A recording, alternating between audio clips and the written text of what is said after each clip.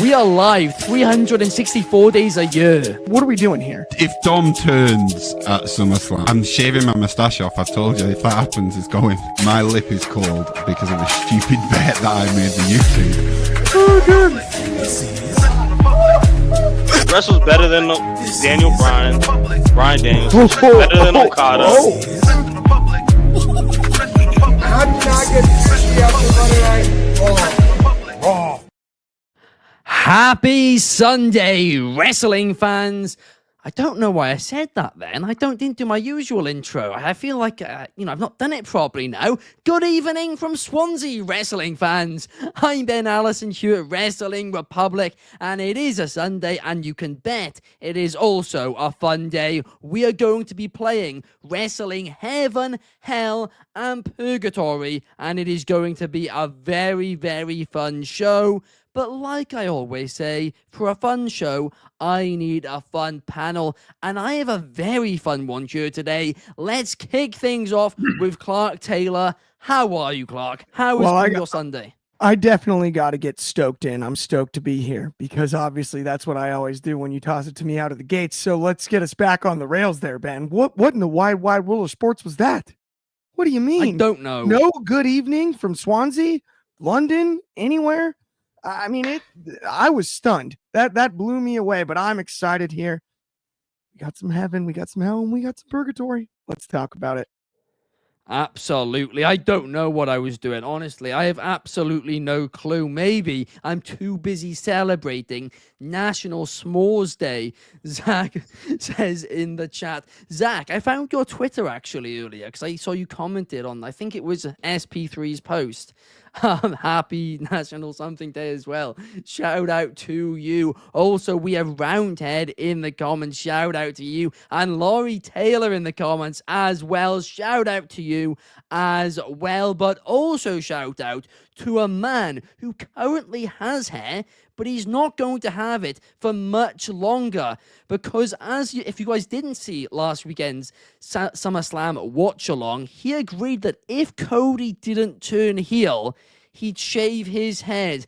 And I'm going to be honest, Dez, I still can't get my head around this one, but how are you feeling with your remaining days of having hair?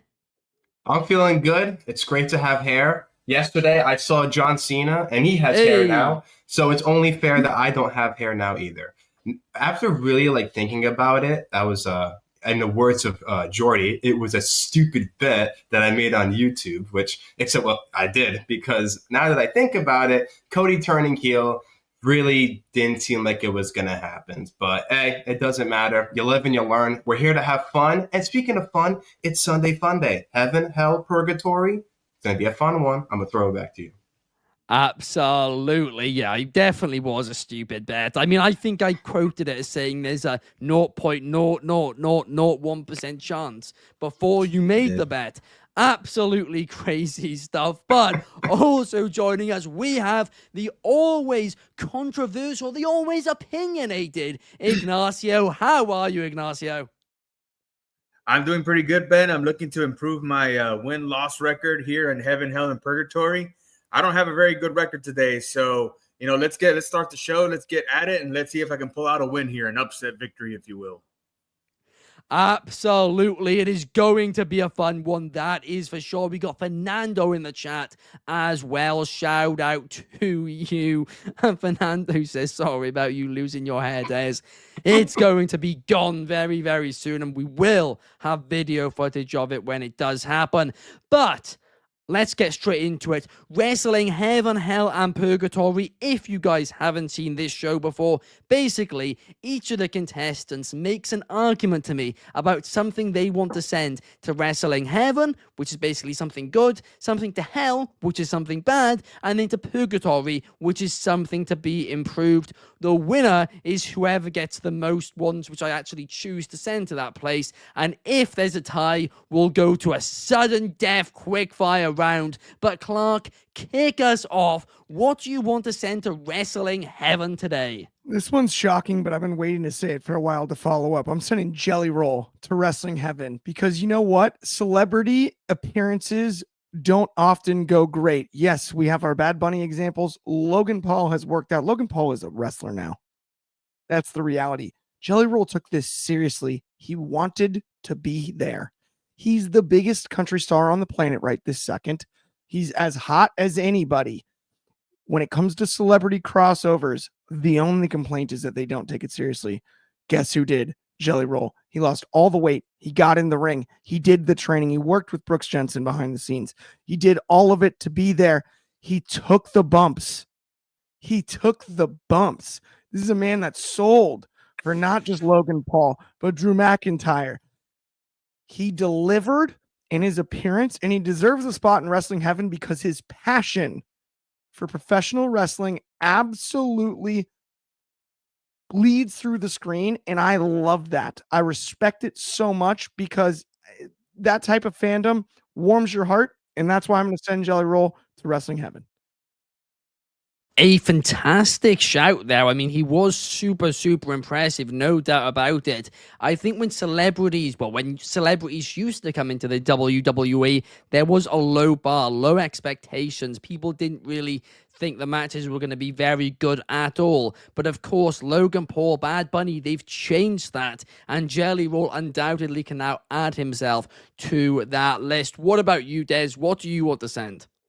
All right. In light of the new news, given that WWE PLEs are going to be in ESPN, it's only right that I send the WWE Network to heaven. Now, if you don't know what the WWE Network was, it's essentially what Peacock was, but it had everything from WWE. This was monumental because back then you had to pay $60 to watch a pay-per-view, or you had to do it illegally because there was no Peacock, there was no Netflix, there was none of that. I know I sound old saying that, but it's the truth. There was none of that. So when the WWE Network came to be, it was monumental because now you could watch every single WWE PLE, WrestleMania, Royal Rumble, Money in the Bank, Chamber, etc., for only $9.99. And I say $9.99 because they ingrained it in your head every single time there was anything related to WWE, $9.99. They had wrestlers do skits about $9.99 because they were saying that if you pay $9.99, you will get every single thing of wrestling content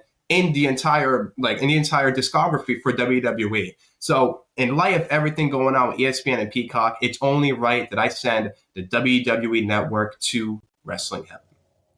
A fantastic, fantastic shout. Not to mention, Total Divas was on it, and that is a guilty pleasure of mine. I used to love just going back through those archives and watching all those episodes. It was brilliant.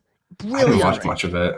I didn't watch much of it, to be honest. When Natty and Summer Rae, the slap heard around the world. It's one of my favorite scenes in television history.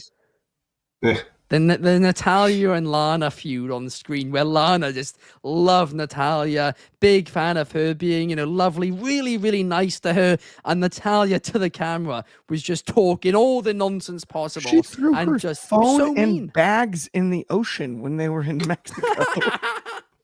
Yeah, they did do that. That actually happened. I had a core memory unlocked, Clark.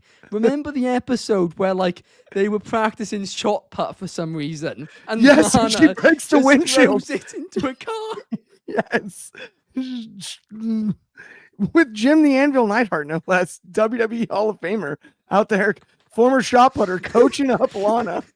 And she just slips out of her hand straight through the windshield. It's one of the funniest scenes. It is honestly top 5 From an moments entertainment standpoint in WWE history. I don't care what anybody says.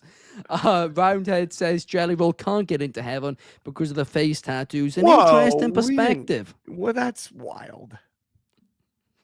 What You about might have Post to check the Malone? Bible for VAR. How about Cody Rhodes because of his neck tat? Yeah, He does have a neck tat. Maybe that's a good point. But Ignacio, what about you? What do you want to send to wrestling heaven? Well, not Totally Divas, that's for sure. If we're gonna mention that, I'm gonna request that I don't be on the show for if we mention Totally Divas again. All right, it's embarrassing. What about the Bellas? Same thing. Same. Keep me off the show if we mention the Bellas, Nikki Bella. If that's going to be a topic of discussion. All right. If it comes in the middle of the show, like now, I'll just stay quiet. Well, I'm going to go. We'll leave it up to me to to be nostalgic, right? But I'm going to go with January 23rd, 1984, and I'm going to go with the birth of Hulkamania, Hulk Hogan, and the birth of what modern day wrestling is today. Even though we've stumbled and we've hit a lot of pitfalls and anything, and it's different than it was when it started, but the birth of Hulkamania and Vince McMahon's vision for what professional wrestling is today is the reason why we're having this podcast, why we have TNA and WWE, and the reason why WWE is coming into the mainstream, more mainstream than ever it was before, was that day and that moment.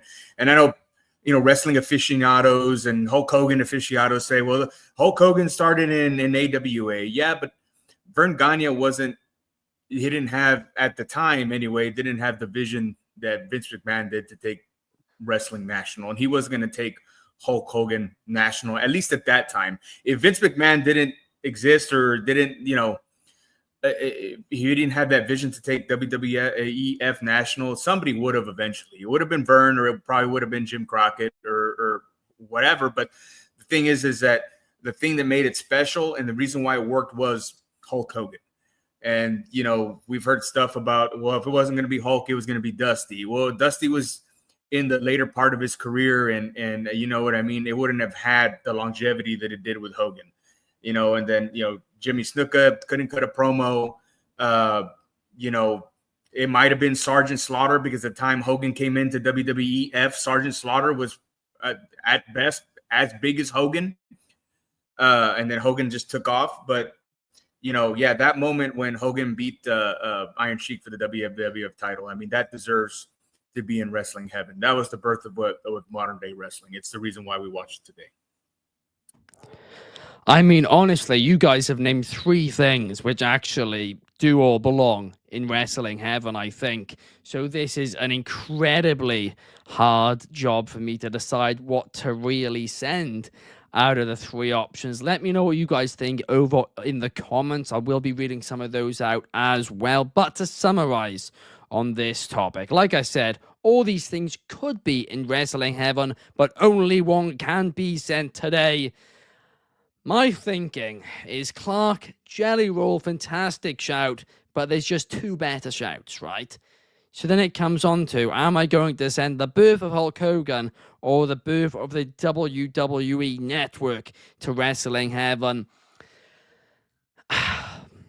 And it's a difficult one, honestly, but you can't talk about Hulk Hogan without also mentioning the controversies. That's, he put himself in that position, his own actions at the end of the day. And for that reason, I can't put that in wrestling heaven over the WWE Network. A little bit of a controversial one, but Dez, you win the first round. Today's lever is a phone stand, actually, which you can put New lever.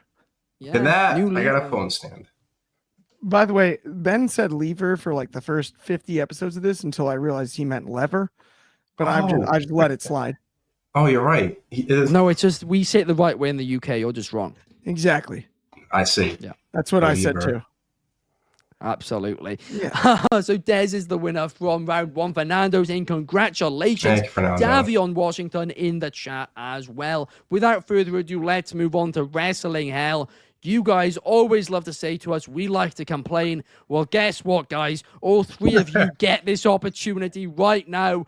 Dez, you won the last round. You kick us off this round. What do you want to banish to the depths, the deep and boiling hot depths of Wrestling Hell? All right. Since most of my topics are recent, I'm going to kick with this one. This is a rumor that's supposed to happen, but if it does happen, it goes to Wrestling Hell. The idea of 2 WrestleManias in 1 year. Saudi Arabia is talking about getting, I think it's inevitable that Saudi Arabia was going to do it because of the deal, but they're talking about having 2 WrestleManias in 1 year.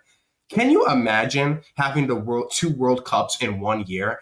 It's just going to kill it. It's not going to feel as significant, right? You could have the biggest stars in the entire world in both WrestleManias. It's not going to be the same, right? If you guys remember the greatest Royal Rumble, right? I think it's like 2018. There was 50 guys in it, right? They don't even talk about it anymore because Braun Strowman won the big trophy and nobody even mentions it. So is it going to be the same thing with WrestleMania? WrestleMania to me is it's like the granddaddy of them all. It's the most special event. It's the Super Bowl of WWE. It's the World Cup of WWE. And if we're going to have two of them once a year, it's not going to hit the same. And I know they're doing it for money. I understand it, right? The world runs on money. But being a fan, having that, it kills the excitement for me because it's not that special. You know what? That actually is a really, really great shout. We spoke about it on Friday. The rumblings going on about that. Nothing reliable yet. Royal but to your rumblings. point, well, yeah, royal rumblings about it. But if it does happen, I agree with you there. Fantastic shout, Des. But up next, Clark, what do you want to banish to hell? John Cena turned heel this year, and shoot, did I feel like they had us for a second, but I want to send the way this was booked directly south of heaven. And that's no pun intended, no Damian Priest involvement here. But John flippin' Cena is the ultimate polarizing figure. He's a great babyface. Yes, he got that 17th title. The booking of this heel run is a joke because it turned into the worst babyface turn we've ever seen. The most hand you what you want, oh shoot, we messed up, ever. If you're going to book a heel run, there has to be enough dates, which there clearly wasn't, be a broader plan that you might think is going to work. And C, you can't just hand us corny howdy doody stuff at SummerSlam to main event the biggest 2-night PLE, arguably just as big as WrestleMania that we've seen this year because it's the first ever 2-night SummerSlam. The headliner is now we get Cornball versus Cornball. Knock it off. This booking was a joke. It's been a joke since the beginning. And what sucks about it is if John Cena actually had the time and we didn't have a cap on the end of it, there is a scenario that exists where a heel turn would have worked and would have made sense because at the start it did. Had us all locked in. But it's so flat and it so deserves to go to Wrestling Hell because he just panic bailed. They pulled the panic button. I'm going to be honest, it really does bother me because in the Unreal documentary series over on Netflix, there's a quote in it where John Cena says to Triple H after Triple H says, hopefully we don't mess this up. He says, you're going to have to do something really stupid to manage to mess this up. And I think they've managed to do something really, really stupid that's messed it up. To just abandon it too. They committed to it so much. I think they should have just carried it on until the end. Whoever decided to hit the red button, I'm disappointed in. And I like all people. I'm sure we could have lunch and have a nice conversation about it. But whoever it was that was like, let's hit the red button now. I'm not mad. I'm disappointed. I'm not mad. I am just disappointed. That is a great quote.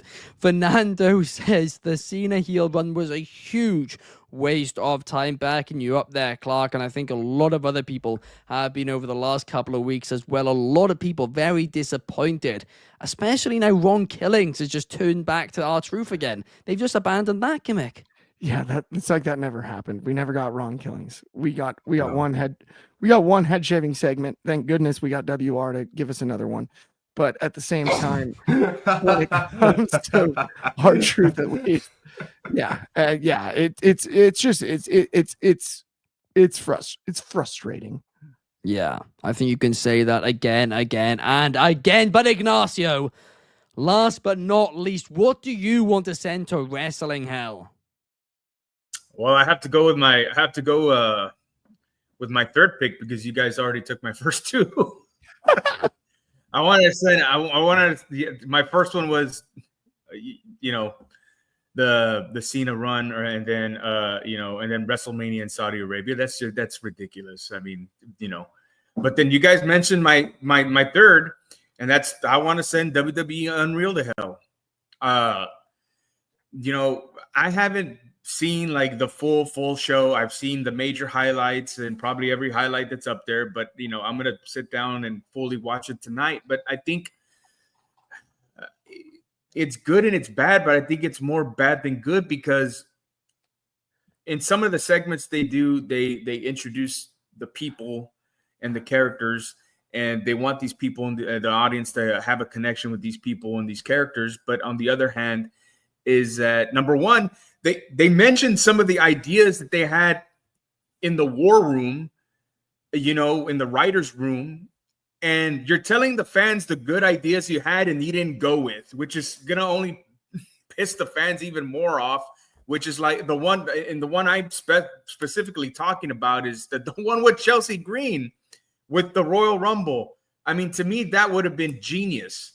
And Tiffany Stratton beat Charlotte Flair anyway, and we all know hindsight being 2020, that didn't work out the way that they wanted. So I think Chelsea winning the Rumble in that aspect with the fashion that they presented, with her walking out at number 30 and then 2 or 3 people eliminating themselves, and then she just walks in and she's the winner. I think that would have gotten over huge, especially with the way Chelsea Green's being presented on TV. But I think the main reason why I want to send it to hell is because I think wrestling fans, especially the casuals, I guess, are going to be craving this content, that content, like WWE Unreal and documentaries and stuff like that, more than the actual wrestling programming, like Raw and SmackDown, NXT, and all that good stuff. We want to see more of the dirt stuff, and we don't want to watch the other stuff. We just want to know what's behind the scenes and how the sausage is made. We want to see how phony it is and laugh at it. And that's why I want to send it to hell, because they're not going to appreciate the product. They're going to appreciate the dirt or the behind the scenes stuff.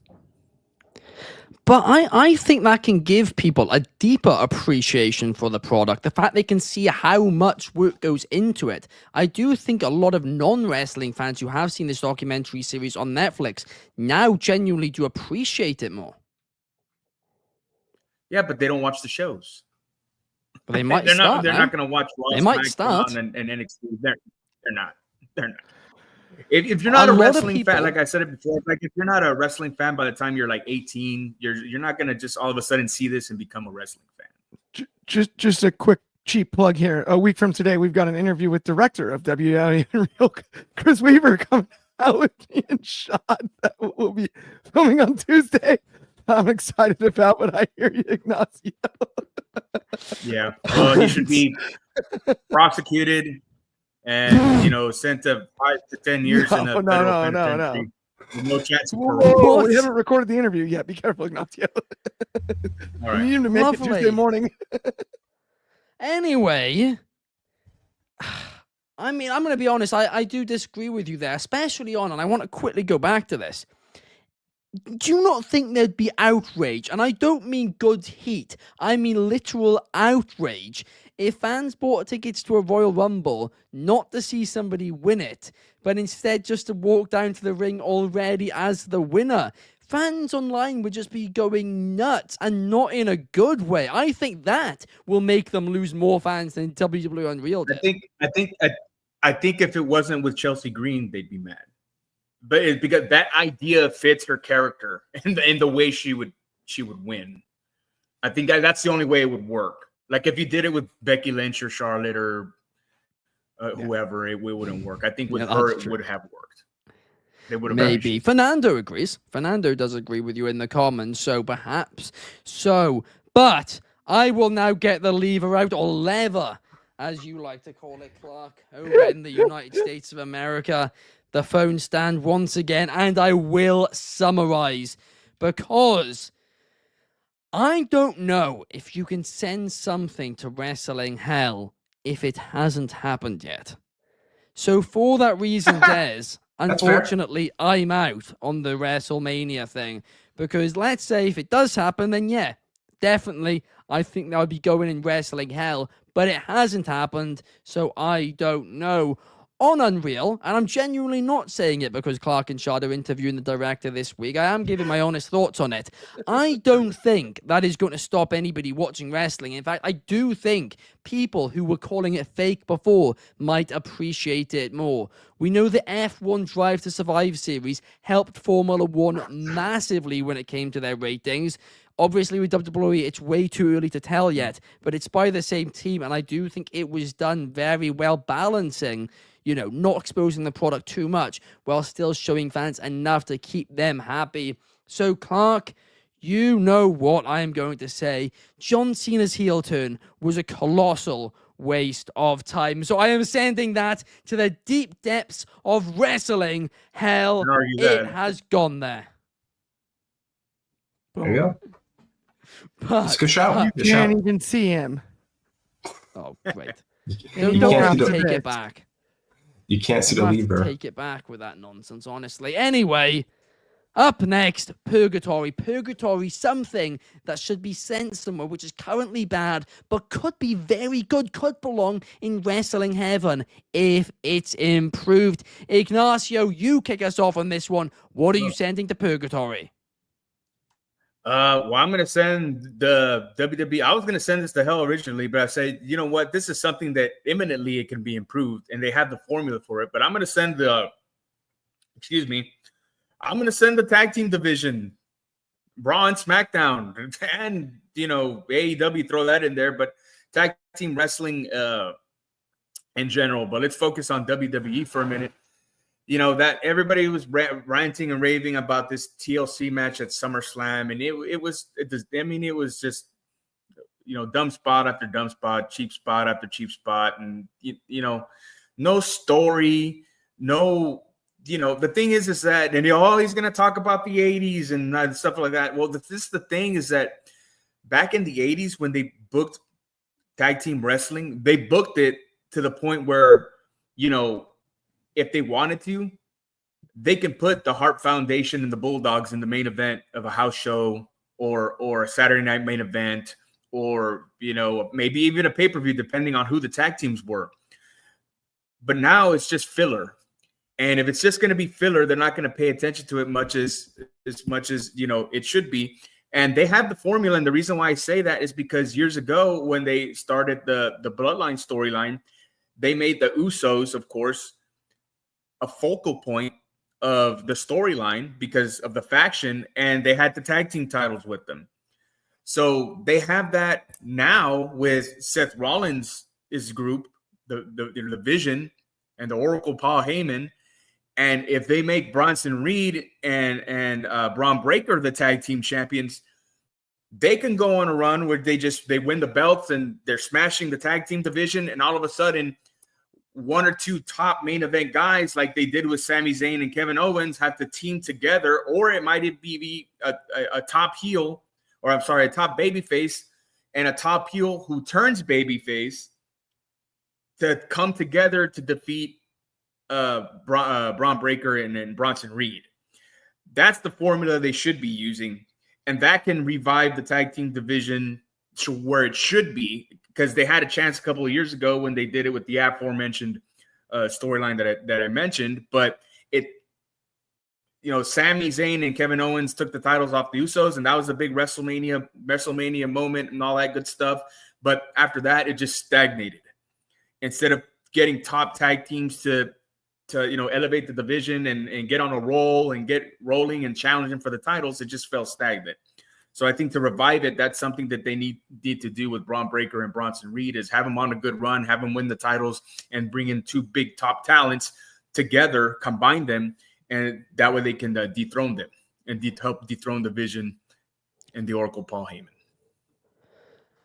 I like that idea. I do like the idea of Braun Breaker and Bronson Reed running the Raw Tag Team division for sure.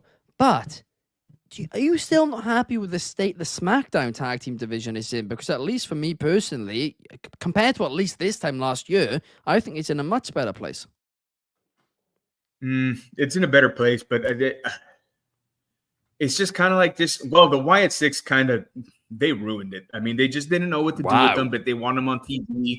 They want them on TV because, a tribute to Bray Wyatt and stuff. And everybody appreciates that, but they just threw them in the mix, and that threw a wrench in everything. But DIY is a good tag team. The Motor Machine, I love the Motor Machine. They're a good tag team, but they just need to make more sense of it. They need more TV time. They need to attach stories to these matches, and that'll elevate the tag team titles. Like the Midnight Express and the Rock and Roll Express, like the Road Warriors and the Anderson, they all had stories behind them. Like the Hart Foundation and the Bulldogs and Demolition, all these had stories behind them, and it elevated the titles. Chester, my cat, I'm sorry. Cat running. I just think like, if they had more story behind it and they can elevate it to almost where these titles can main event a pay-per-view, would have more meaning behind it. But right now they're just thrown in the mix. You're not wrong about that. Definitely not. I mean, they main evented. Well, no, did they? Yeah, main evented like one of WrestleMania 39, didn't it? Which, my camera's done the thing again. But yeah, so you're right there. A couple of years ago, it was in a better place when it comes to the position of the card. And if Bron Breakker and Bronson Reed got the titles, I do think it could do that. So a very, very solid pick. But Dez, I am going to go to you next. What do you want to send to Wrestling Purgatory to be improved? Okay, this was really difficult because I feel like there's either something that's really, really good or just really bad. So when you got to improve, I feel like you got to really think about it. You got to really think about the state of what is going on. So mine's similar to Ignacio. It's the women's tag team picture. Just because before it was in a really bad place. Liv and Raquel, they were great champions. There's no shade on them. It's just the picture was not good. Jakara Jackson's gone. Casey Catanzaro's gone. Kaden Carter's gone. They really don't have names to be in that division until they have Charlotte and Alexa. And I feel like making them the champions is going to open the door for more tag teams to get there. Maybe a tag team like Io and Rhea could be in there, right? A little makeshift tag team. They could bring back the Kabuki Warriors, right? They want to do, a heel team of Becky and Bayley, something like that. I feel like the women's tag team division can be saved. And I think WWE is doing good progress towards that. Even if it's doing makeshift tag teams, it's getting the titles on the PLEs. I think besides SummerSlam, I honestly can't even remember the last time the women's tag team championships were on a PLE. But then when they were on SummerSlam, they were being showcased. Oh, wait, WrestleMania. I think it was WrestleMania last time they did it. So it's been quite a few months. But now at SummerSlam, they have Charlotte and Alexa. They have Judgment Day there. There's a lot of good tag teams there that can really elevate this division. And if you bring up some names from NXT, I think you can have yourselves a healthy women's tag team division because the women deserve it. And the fact that, they kind of got the short stick because there really wasn't putting as much effort, at least WWE is trying to make these belts look more important. That is a good point. And it is a little bit of a risky pick there from you because you do risk helping Ignacio's point out a little bit. So it's certainly a risky one, but I can't disagree on what you're saying. They did get rid of all the established women's tag teams. And they either split them up or they got rid of them. And despite the fact that Charlotte and Alexa are on fire right now, there's not many people they can actually feud with. And for that reason, there's only so much you can kind of do with them. But it comes back, actually, I think, to the point Ignacio mentioned, where there's only so much TV time in a week. And I kind of feel like there's just no way to actually fit in all these divisions at this point, Des. Yeah, that's also true. Yeah, that's definitely fair. You know what they can do? What? Get rid of a women's segment. I think sometimes they have too many women's segments on where they're in the ring, they're cutting a promo, or it's a nonsensical match like an 8-woman tag team match. Get rid of a women's segment and elevate the tag team division. I think they get too much TV time sometimes. That is maybe the wildest take I've heard in the history of this show. The women's division in both companies.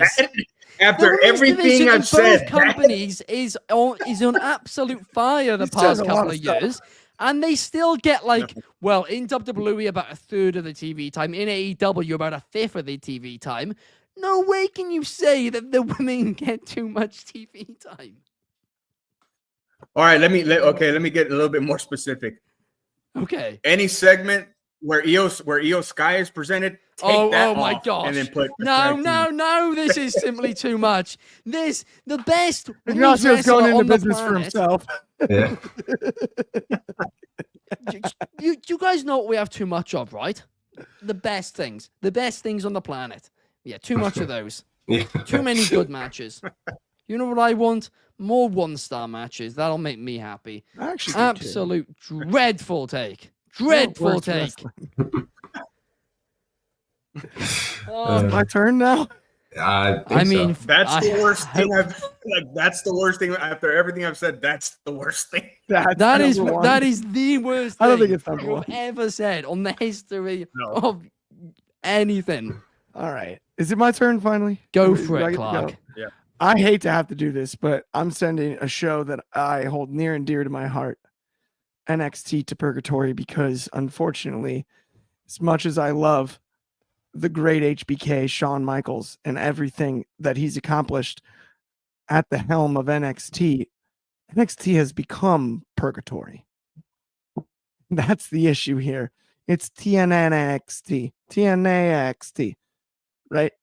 We've got Trick Williams, who's been ready for the main roster for quite some time. Jordan Grace, who's been ready for the main roster for quite some time.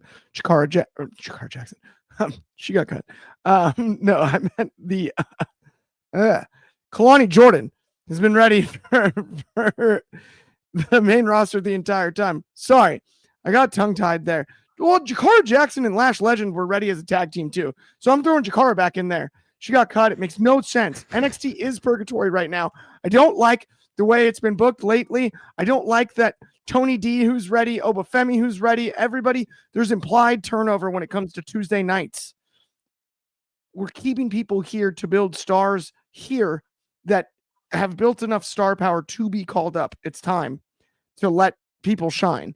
I don't really totally get why Trick Williams specifically is being held back. You have veteran presence on the roster when it comes to Sean Spears and Ethan Page. I don't think either one of those guys should be called up. You also kind of have it in the women's division in some sense, but even Jordan Grace, if you're going to have Jordan Grace, stop with the NXT thing. Put Jordan Grace on the main roster. It's too many. Yeah, I hate to say it about NXT because I believe that the product itself is rock solid. I believe what needs to be improved is the streamlining. If it's going to be what it's billed as, the developmental brand, you need to streamline the avenue to the main roster. And it doesn't make sense who has and who hasn't been called up. And that's why I want to send it to Purgatory. Absolutely brilliant shout. I like it. Yeah, that's really good. That was really good.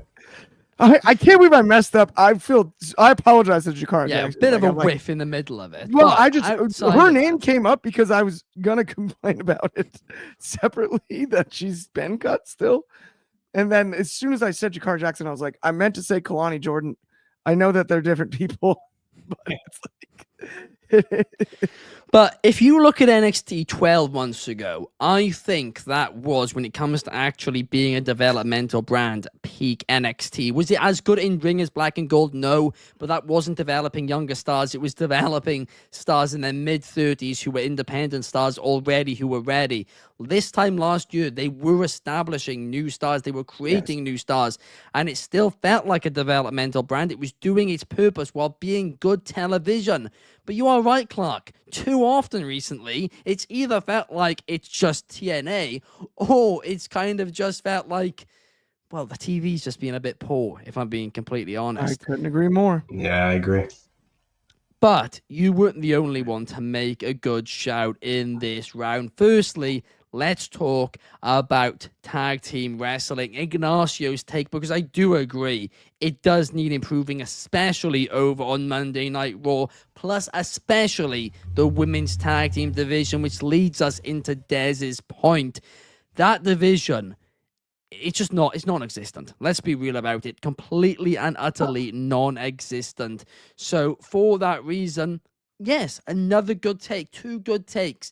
But Clark, you said NXT right now, and that is something which, like I said, a year ago was great, but now isn't so much. It is important because it is the future of the company. It is the future of this industry, and I think that will become the case more and more and more as WWE ID continues. Lately, it's just simply not being good enough. So, Clark, today, you are the winner of Wrestling Heaven, Hell, and Purgatory. It's gone to Purgatory. Congratulations. How are you feeling? Honestly, I think that I've got my most career wins in this game. I don't know how I've developed the skill to play it thus far, but I do enjoy it every single time.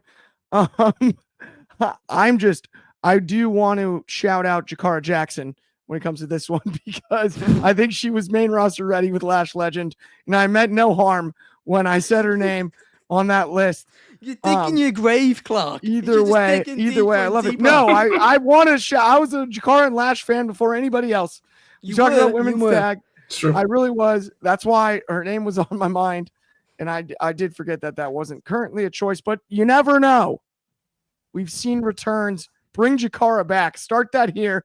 That's what I want to use this for positivity. Bring Jakara back. But yes, thank you. I'm proud to have won. I am surprised you didn't mention Ricky Saints, especially after the news earlier today. I don't talk about that quote aged well. Yeah, he's doing making great. fun of poor Ashante the Adonis. They've gone and got rid of him now. Well done, Clark. It's fully on you. You know whose fault it is? Ricky Saints. Yeah, I knew this was the angle he was going to take, guys. I can't believe it. I really cannot. Ricky squashed him out of the company. It was a joke. I just saying it because Ricky's friends with Cody. What do you mean? No, because he left AEW. Oh, No. Stop recklessly speculating That's about why. your take. I've literally the never glass isn't explicitly greener. said those words. I've never explicitly said those words. Well, It has no, but nothing you to do have with that. complained about everybody who's jumped from That's a AEW New to Orleans NXT. issue. This is In fact, those were your words. This guy's an You LSU said it's a fan. step down.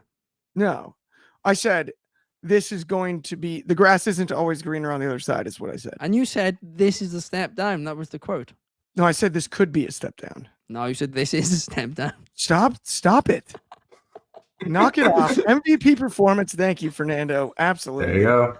Like I said, If I only won. you were as nice to Ashanti the Adonis as if Fernando is to you, Clark. But that does bring us to the end of the show. Thank you to today's winner, Clark. Thank you to Ignacio. And thank you to Dez as well. We will be back same time, same place tomorrow to be answering your takes, which you submit to us via our Wrestling Republic stories. That story will be going up in about an hour's time, so make sure to go and check that out. We will see you guys tomorrow.